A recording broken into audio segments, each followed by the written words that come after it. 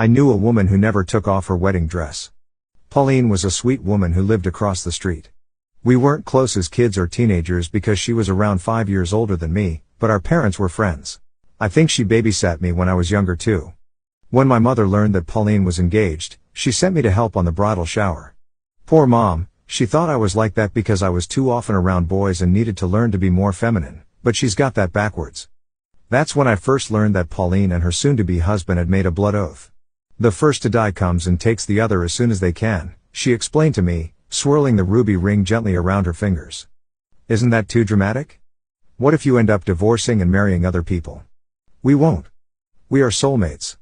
She assured me. Her naivete made her incredibly beautiful, but it felt really wrong being 21 and thinking that I was so much more mature than a 26 years old. I didn't pursue the matter, but she kept talking about him in a dreamy tone. Aiden would like this, I wish Aiden was here, and so on. Her dreamy tone almost made me believe that soulmates existed and that you could make the person you love the most follow you in death by just willing it. I met Pauline's friends, and we all ended up having some quality girl time. Pauline explained to us all how she believed that you can wake up in the afterlife and start controlling things with your mind.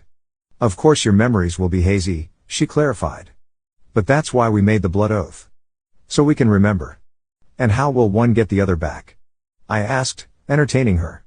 I like to believe that we'll both grow wings. It was all terribly silly when I think back, but Pauline had something about her that made everyone pay attention and marvel at her words.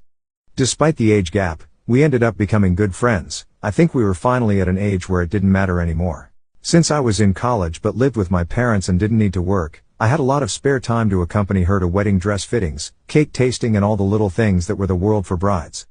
But Pauline was a pleasant bride-to-be and never freaked out. She was just thrilled about marrying the man of her dreams, and wanted to make it pretty if possible. Little by little, I grew to understand her devotion to Aiden. And he was just as crazy about her, if not more.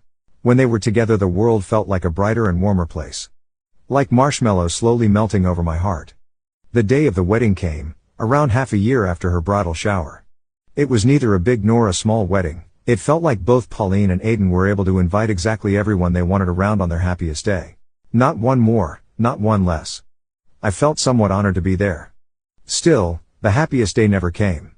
When Pauline arrived, belated as any bride should, there was whispering and disquiet. Aiden wasn't there yet. Her smile didn't falter, because she was completely sure that he would never bail on her. But I could tell she was worried. The bridesmaids, her two closest friends since high school, started making calls to try to find out if the groom had a sudden illness. Soon they realized that Aiden's parents were there.